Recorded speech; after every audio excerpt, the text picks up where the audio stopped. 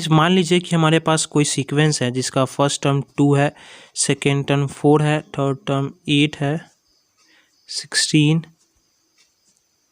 32 ऐसे करके कोई सीक्वेंस है। तो आप क्या देख रहे हैं कि जो फर्स्ट टर्म में हमने 2 से मल्टीप्लाई करा तो हमें सेकेंड टर्म मिला, 2 इंटू 2 करेंगे 4 मिलेगा। फिर सेकेंड टर्म में हमने 2 से मल्टीप्लाई करा तो थर्ड टर्म मिला। ये हमारा फर्स्ट टर्म है, ये हमारा सेकेंड टर्म है, ये हमारा थर्ड टर्म है, ये फोर्थ टर्म है। फिर थर्ड टर्म में हमने 2 से मल्टीप्लाई करा तो फोर्थ टर्म मिला।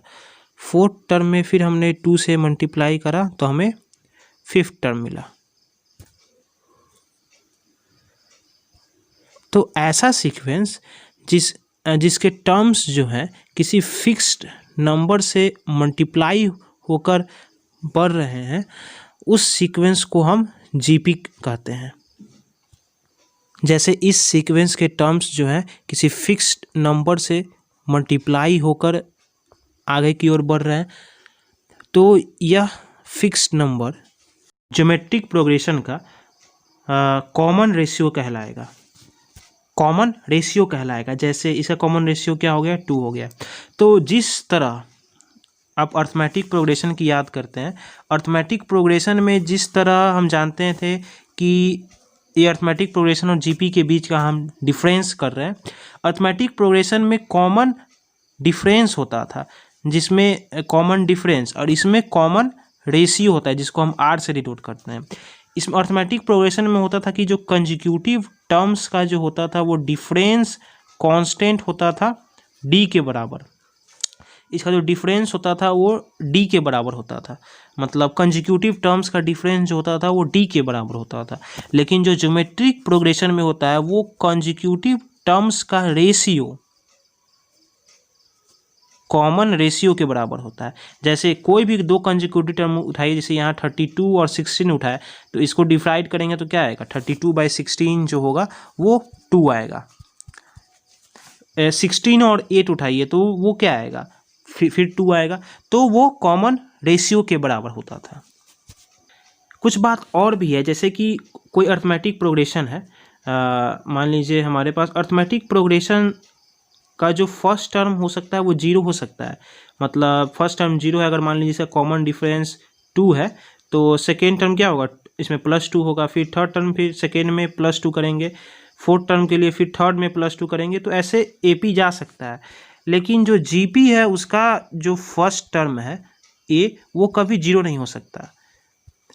अगर ए अगर 0 हो गया तो सेकेंड टर्म क्या होगा, मतलब इसमें तो हम मल्टीप्लाई करते हैं सेकेंड टर्म में। मान लीजिए इसका कॉमन रेशियो 2 है, तो 0 × 2 कीजिएगा तो 0 आएगा, फिर इसमें 0 कीजिएगा तो ये एक 0 0 0 0 का सीक्वेंस बन जाता है जो कि मीनिंगलेस है। तो समझ रहे हैं कि किसी भी ज्योमेट्रिक प्रोग्रेशन में जो फर्स्ट टर्म होता है वो कभी 0 नहीं हो सकता।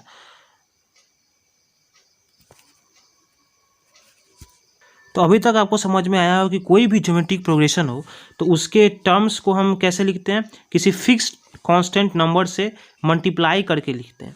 तो अब हम एक चीज़ बता रहे हैं आपको, इंक्रीजिंग और डिक्रीजिंग जीपी के बारे में बता रहे हैं। जैसे कोई जीपी है, मान लीजिए हमारे पास ये फर्स्ट टर्म इसका 2 है, 4 8 16 32। इसके टर्म्स देखिए, टर्म्स का वैल्यू क्या हो रहा है, इंक्रीज हो रहा है, तो ये एक इंक्रीजिंग जीपी हुआ। अगर मान लीजिए कोई जीपी अगर मेरे पास होता, जैसे 16 नहीं, मान लीजिए 64, हाँ 64,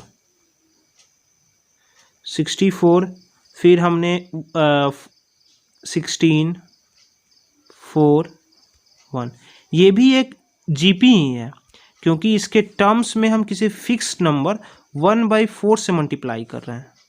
फिर देखिए फर्स्ट टर्म में T1, ये फर्स्ट टर्म हुआ, फर्स्ट टर्म में हम 1/4 से मल्टीप्लाई करेंगे तो हमें सेकेंड टर्म मिलेगा। सेकेंड टर्म में हम फिर 1/4 से मल्टीप्लाई करेंगे तो हमें थर्ड टर्म मिलेगा। थर्ड टर्म में 1/4 से मल्टीप्लाई करेंगे तो हमें फोर्थ टर्म मिलेगा। तो ये इस सीक्वेंस में हम देख रहे हैं कि जो इसका वैल्यू है सीक्वेंस के टर्म्स का वो डिक्रीज कर रहा है, तो ये एक तरह का डिक्रीजिंग जीपी हो गया। तो आपको एक कंडीशन समझना चाहिए कि अगर जो फर्स्ट टर्म है वो पॉजिटिव है, अगर फर्स्ट टर्म पॉजिटिव है तो देखिए दोनों केस में जो है फर्स्ट टर्म पॉजिटिव है, और अगर आर जो कॉमन रेशियो है वो 1 से बड़ा है, जैसे यहाँ कॉमन रेशियो क्या है 2 है, यहाँ कॉमन रेशियो 2 है, तो इसका जो ये एक इंक्रीजिंग जीपी होगा। अगर ए ग्रेटर देन 0 है और आर 0 से 1 के बीच में है, 0 तो आर हो नहीं सकता, आर 0 से 1 के बीच में यानी 1/4 है, तो ये एक डिक्रीजिंग जीपी होगा। डिक्रीजिंग मतलब इसके जो टर्म्स होंगे इसका वैल्यू जो होगा वो डिक्रीज होगा। इतना समझ में आया? अब आगे चलते हैं। अब मान लीजिए कि हमारे पास कोई जीपी है -2, -4, -8, -16, -32, ऐसे मतलब आगे बढ़ रहा है। तो ये भी एक जीपी है। देखिए इसमें फर्स्ट टर्म में हमने 2 से मल्टीप्लाई किया तो सेकेंड टर्म मिला, फिर सेकेंड टर्म में हमने 2 से मल्टीप्लाई किया तो थर्ड टर्म मिला। लेकिन यहाँ पर देखिए जो टर्म्स का वैल्यू है वो घट रहा है। जो -2 और -4 में देखेंगे तो -2 बढ़ा है, -4 और -8 में देखेंगे तो -4 बढ़ा है, -8 और -16 में देखेंगे तो -8 बढ़ा है। तो इससे हमको समझ में आता है कि अगर सीक्वेंस का फर्स्ट टर्म निगेटिव है और r ग्रेटर देन 1 है, मतलब यहाँ देखिए r जो है वो 2 है, तो जो ये जो जीपी बनता है वो एक डिक्रीजिंग जीपी बनता है। देखिए वैल्यू जो है क्या हो रहा है, घट रहा है, मतलब अलजेब्रिक वैल्यू जो है घट रहा है। अगर यही अगर सीक्वेंस अगर होता जैसे -64, -16, -4, -1, देखिए इसमें जो हो रहा है वो इसका पहले कॉमन रेशियो देखिए। कॉमन रेशियो क्या है, फर्स्ट टर्म में आप 1/4 से मल्टीप्लाई करेंगे तो आपको सेकेंड टर्म मिलेगा, फिर सेकेंड में 1/4 से मल्टीप्लाई करेंगे तो थर्ड टर्म मिलेगा। लेकिन इस सीक्वेंस में जो है टर्म्स का वैल्यू बढ़ रहा है। -64 और -16 में कौन बढ़ा है, -16 बढ़ा है, -4 बढ़ा है, -1 बढ़ा है, तो जो टर्म्स का वैल्यू है वो इंक्रीज से हमको समझ में आता है कि अगर फर्स्ट टर्म निगेटिव है, देखिए फर्स्ट टर्म यहाँ -64 निगेटिव है और r 0 से 1 के बीच में है, r जो है 1/4 जो है 1 0 से बड़ा है और 1 से छोटा है, तो जो जीपी आता है वो हमको क्या आ रहा है, ये इसका वैल्यू बढ़ रहा है तो इंक्रीजिंग जीपी हो गया। ये समझिए यहाँ इंक्रीजिंग लिखा हुआ है। जिसे आप देखिए इसमें दोनों में जस्ट अपोजिट केस हो गया। यहाँ ए पॉजिटिव था तो अगर ए पॉजिटिव में r ग्रेटर देन 1 है तो इंक्रीजिंग जीपी है, और वही अगर फर्स्ट टर्म निगेटिव हो जाता है तो r ग्रेटर देन 1 में वही जीपी डिक्रीजिंग जीपी हो जाएगा।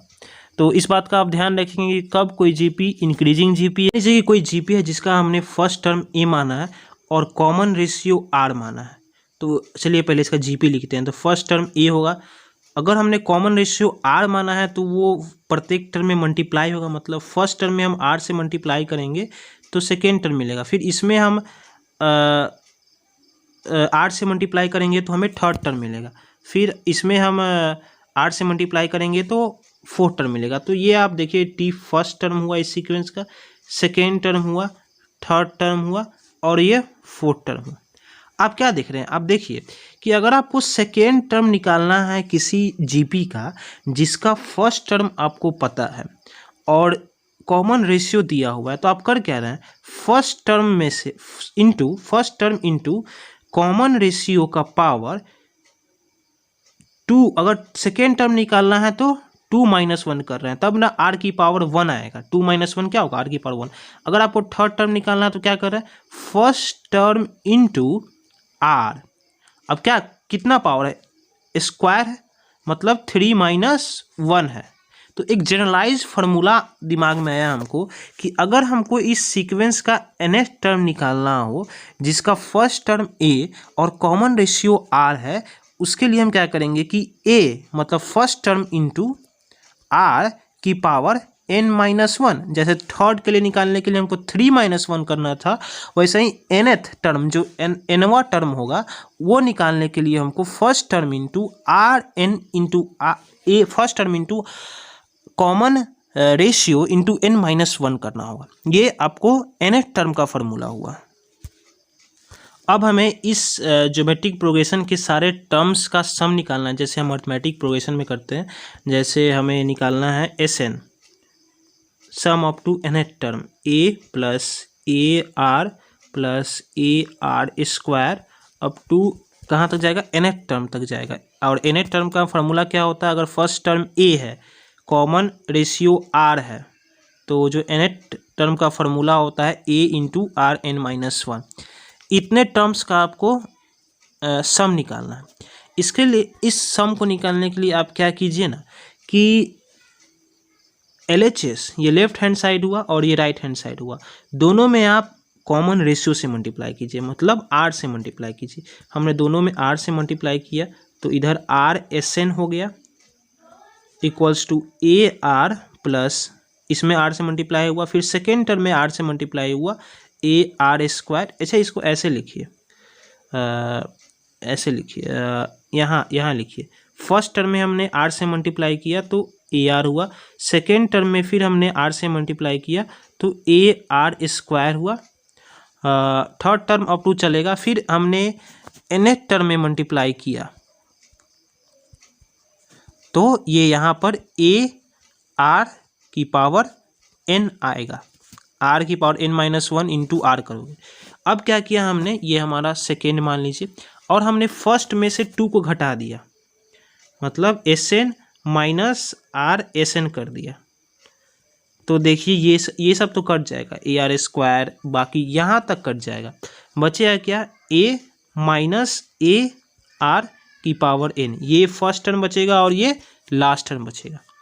तो इसमें से हमने SN कॉमन निकालनी है, जो सम ऑफ nth टर्म है, n टर्म है, 1 माइनस आर कॉमन निकला, और यहाँ से a कॉमन निकला RHS से, 1 माइनस आर की पावर n।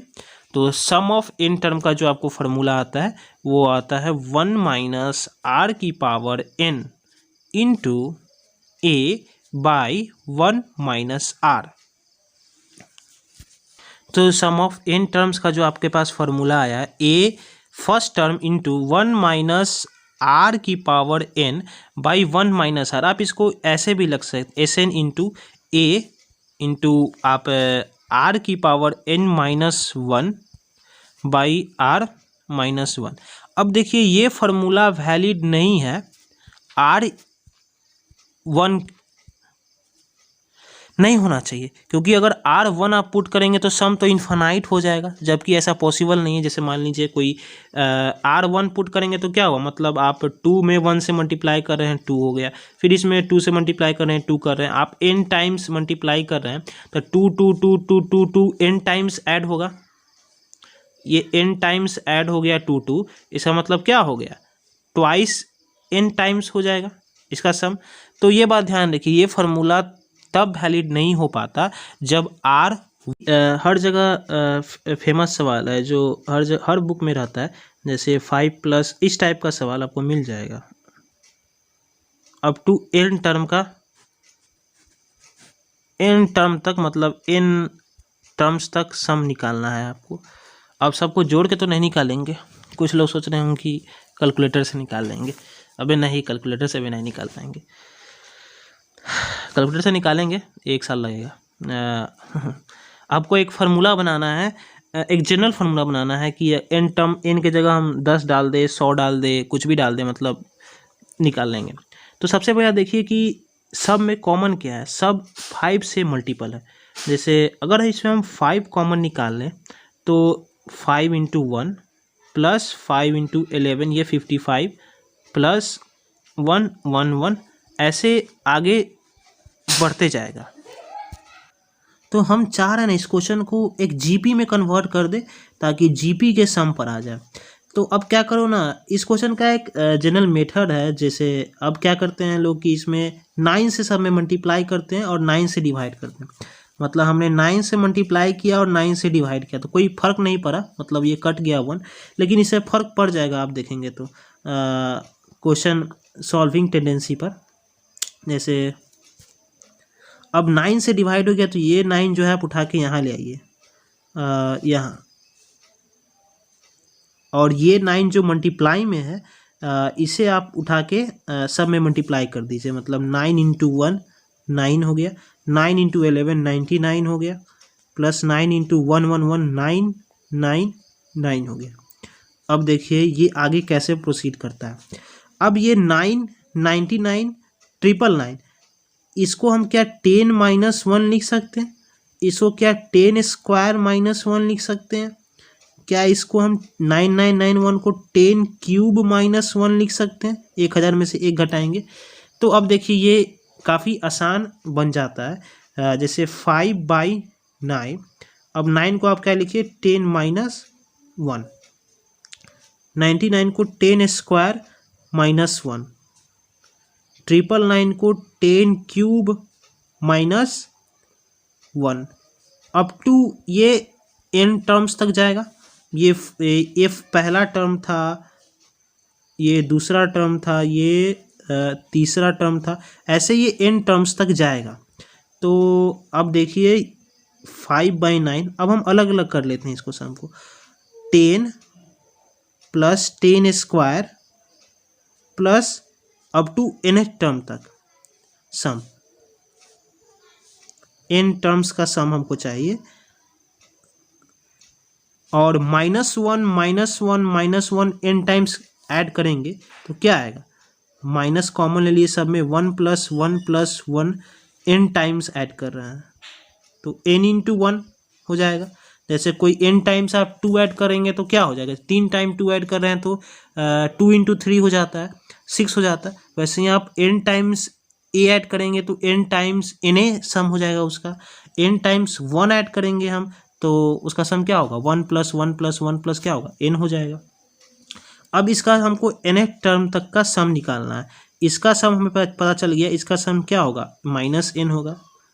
अब इसका सम आप जीपी से निकालिए, sum of n terms of GP क्या होता है, हम आपको फिर से याद दिलाते हैं, a इंटू r की power n-1 by r-1। r क्या है यहाँ पर, देखिए फर्स्ट टर्म में हम 10 से मल्टीप्लाई करेंगे स्क्वायर मिलेगा, तो हमें r भी पता चल गया, r क्या है यहाँ पर 10 है, फर्स्ट टर्म हमारे पास जो है वो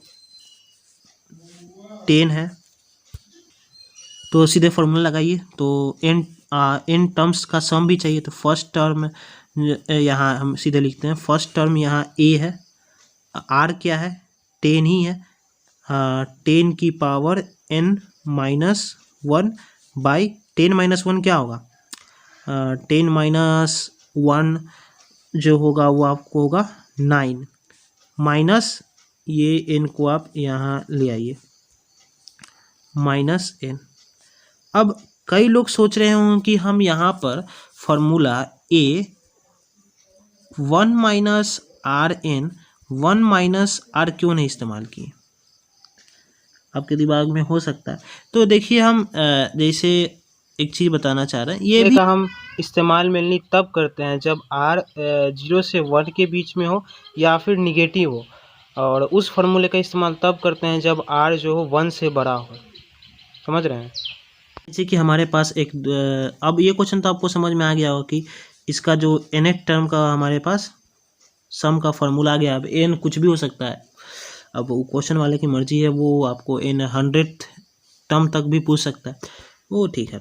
अब हमारे पास एक दूसरा क्वेश्चन है कि हमने किसी जीपी का फर्स्ट टर्म दिया हुआ है, उसका nth टर्म दिया हुआ है और सम ऑफ n टर्म्स दिया हुआ है। फर्स्ट टर्म आपको 3 दिया हुआ है, nth टर्म 96 दिया हुआ है और सम ऑफ n टर्म्स जो है 189 दिया हुआ है। तो आपको इस सीक्वेंस में कितने नंबर ऑफ टर्म्स हैं वो बताना है। तो क्वेश्चन होगा find number of terms in this geometric progression. ये दिया हुआ है कि जीपी है, नहीं तो आप एपी मान के भी सॉल्व कर लोगे, लेकिन ये दिया हुआ है यहाँ पर जीपी है। तो आप बस फार्मूला इसमें लगाना है। आपको nth टर्म्स का जीपी का फार्मूला पता है, यहाँ हम सोल्यूशन कर रहे हैं इसका। nth टर्म का जीपी का फार्मूला क्या होता है? First term into common ratio into n-1 equals to 96 है। यहाँ मतलब nth टर्म, फर्स्ट टर्म आपको पता ही है 3 है, r आपको भी नहीं पता है, और नंबर ऑफ टर्म्स भी नहीं पता है आपको।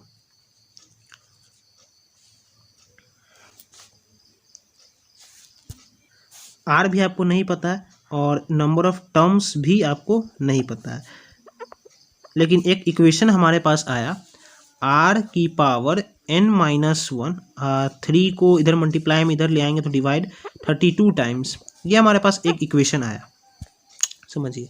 और सम ऑफ n टर्म्स का भी वैल्यू दिया हुआ है, तो सम ऑफ n टर्म्स का फॉर्मूला आप लगाइए। सम ऑफ n टर्म्स का फॉर्मूला क्या होता है?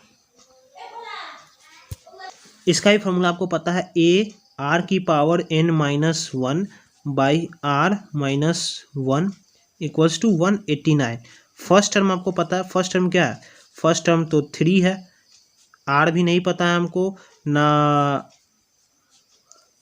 n पता है, दोनों निकालना पड़ेगा, इक्वल्स टू 189।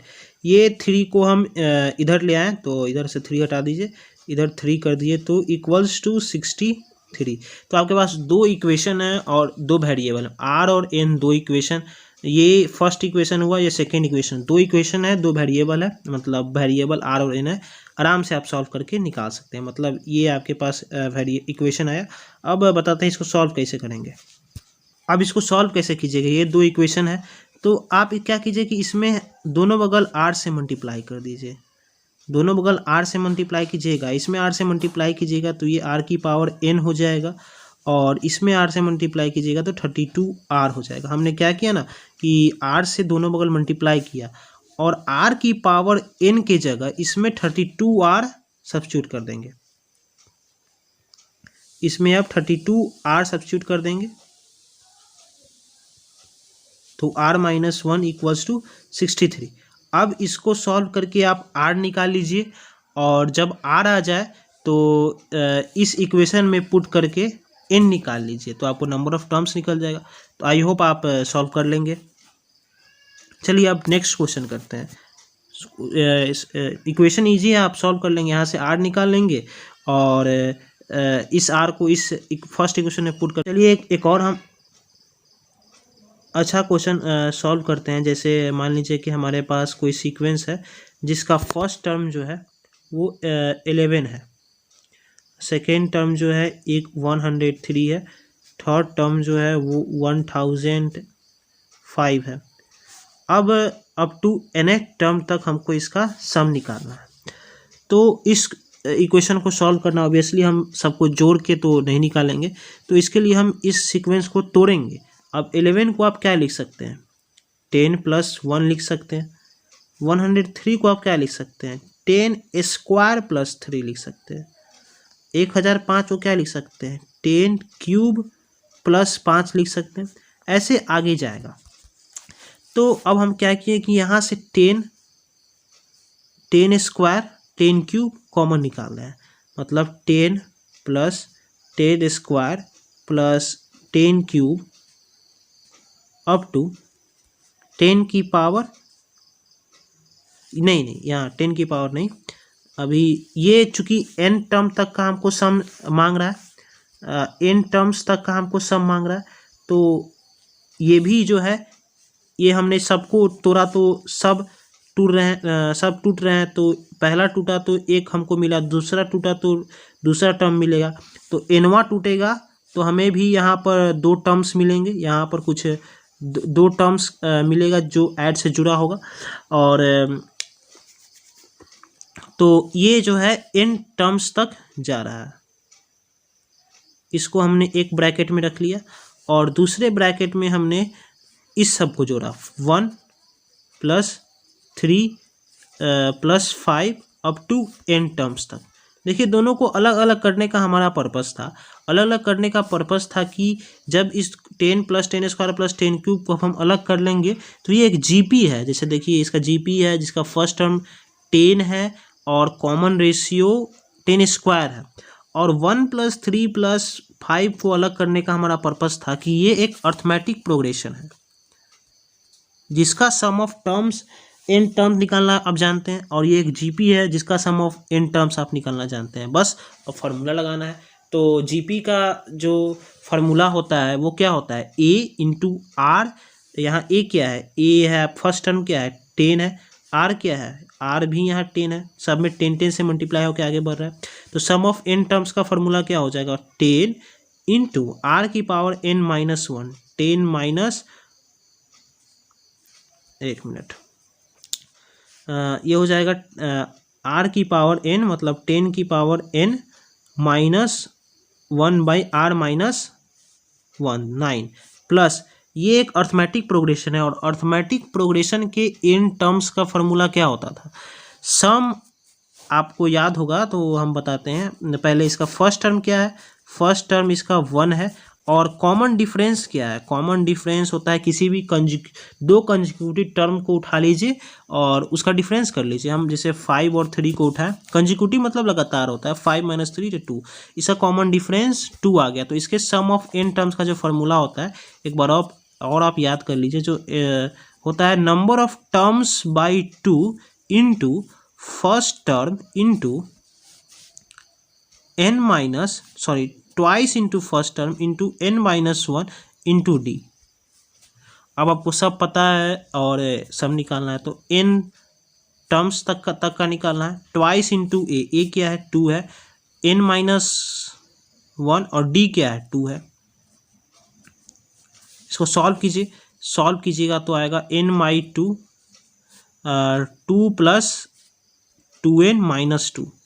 देखिए तो ये 2 से ये 2 कट गया, और फिर ये 2 से ये 2 कट जाएगा, तो आपको बचेगा सम इधर n²। तो आप इसको ऐसे भी लिख सकते हैं, ऐसे जो हमारा सम आएगा उसका n टर्म्स का वो आएगा 10 × 10⁻n−1/9 प्लस n²। अब आप इसको फर्दर सिंप्लीफाई करके भी लिखिए, उससे कोई दिक्कत नहीं है। तो समझ रहे हैं हम कोई भी सीक्वेंस देखें तो जनरली हम लोग जानते हैं कि कोई भी सीक्वेंस क्या हो सकता है, अर्थमेटिक प्रोग्रेशन हो सकता है, ज्योमेट्रिक प्रोग्रेशन हो सकता है। अगर कोई सिंपल अर्थमेटिक प्रोग्रेशन है जैसे 10 + 10² + 10³ है तो हम इसका सम आसानी से निकाल सकते हैं। अगर कोई सिंपल अर्थमेटिक प्रोग्रेशन 1 3 5 है तो इसका भी हम आसानी से निकाल सकते हैं। कुछ प्रॉपर्टीज ऑफ जीपी के बारे में बात करेंगे। जैसे मान लीजिए कि पहला प्रॉपर्टी है इस किसी भी जीपी का कि मतलब कोई भी अगर ज्योमेट्रिक प्रोग्रेशन है आपके पास, मान लीजिए इसे एक एग्जांपल से समझाते हैं, 2 4 8 16 32 ये ज्योमेट्रिक प्रोग्रेशन है। अगर इसके टर्म्स को अगर किसी फिक्स नंबर से मल्टीप्लाई कर दे, समझिए हम 3 से सारे टर्म्स को मल्टीप्लाई कर रहे हैं, तो जो रिजल्टेंट सीक्वेंस होता है वो भी एक जीपी होता है। तो पहला प्रॉपर्टी होता है कि अगर कोई ज्योमेट्रिक प्रोग्रेशन है, जैसे ये ज्योमेट्रिक प्रोग्रेशन है, अगर इसके टर्म्स को किसी फिक्स्ड नंबर 3 से मल्टीप्लाई या डिवाइड कर दे तो जो रिजल्टेंट सीक्वेंस आएगा वो भी जीपी होगा। जैसे अब जो मल्टीप्लाई करने के बाद जीपी क्या आएगा, 6, 2 × 3 क्या होता है 6, 4 × 3 क्या होगा 12, 8 × 3 क्या होगा 24, 6 × 23 क्या होगा 48। ये जो आएगा वो भी एक जीपी होगा। देखिए ये जीपी में है कि नहीं, जो नया हमें सीक्वेंस है, तो किसी भी सीक्वेंस को जीपी में चेक करने के लिए हम क्या करते हैं, उसके कंजिक्यूटिव टर्म्स का जो रेशियो होता है वो कांस्टेंट दिखाते हैं। कोई भी दो कंजिक्यूटिव टर्म उठा लीजिए, 48 और 24 डिवाइड कीजिए 2 होगा, 24 और 12 डिवाइड 2 होगा, मतलब Tn/Tn-1 हमेशा आपको 2 आया। तो ये जो सीक्वेंस है ये जीपी में है। ये पहला प्रॉपर्टी है कि मतलब कोई भी जीपी है उसके टर्म्स को अगर किसी फिक्स्ड नंबर जस्ट लाइक 3 से मल्टीप्लाई या फिर डिवाइड कर रहे हैं, अगर आप डिवाइड भी कीजिएगा तो भी, जैसे अगर आप 2/3 डिवाइड करके आप ये सीक्वेंस बनाएं तो ये भी एक जीपी ही होगा, आप चेक कर सकते हैं।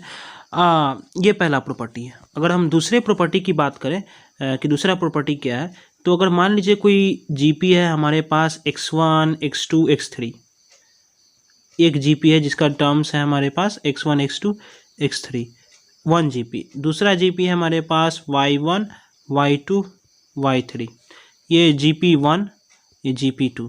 अगर इसके टर्म्स को हम मल्टीप्लाई कर दें, मतलब x1 और y1 को मल्टीप्लाई कर दें, x2 और y2 को मल्टीप्लाई कर दे और x3 y3 को मल्टीप्लाई कर दे, तो जो सीक्वेंस होता है ये भी एक नया जीपी बन जाता है। या फिर x1 बाई y1 कर दे, मतलब टर्म्स को डिवाइड कर दे, x2 बाई y2 कर दे, x3 बाई y3 कर दे, तो ये जो नया सीक्वेंस बना ये भी एक ज्योमेट्रिक प्रोग्रेशन ही बनेगा। अब हम तीसरा एक काफ़ी अच्छा प्रॉपर्टी है, कहता है कि मतलब अगर मान लीजिए कि x1 x2 और x3 जीपी में है, तो log of x1 log of x2 और log ऑफ x3 ये जो होगा वो एपी में होगा। अब इसको प्रूफ भी किया जा सकता है, जैसे हम प्रूफ अभी कर रहे हैं आपको। जैसे मान लीजिए कि हमारे पास जो जीपी का टर्म्स है वो फर्स्ट टर्म ए है, सेकेंड टर्म ए आर है और थर्ड टर्म जो है ए आर स्क्वायर है। तो आप लॉगरिथम लगाइए, ये अभी जीपी में है। अब हम इस प्रॉपर्टी को चेक कर रहे हैं। अब इस प्रॉपर्टी को लगाएं, log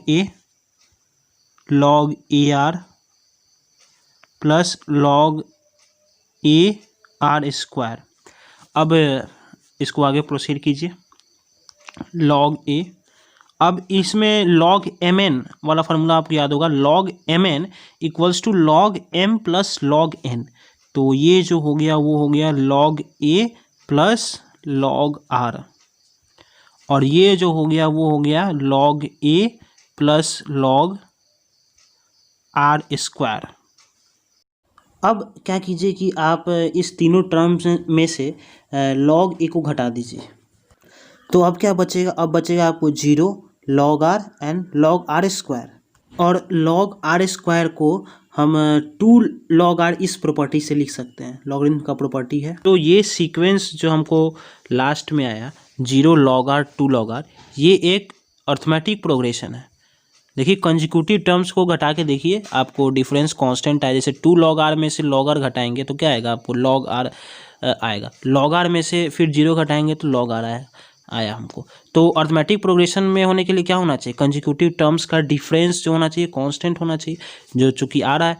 तो इससे प्रूफ हो गया कि अगर x1 x2 x3 अगर जीपी में है तो log x1 log x2 log x3 जो होगा वो अर्थमेटिक प्रोग्रेशन में होगा।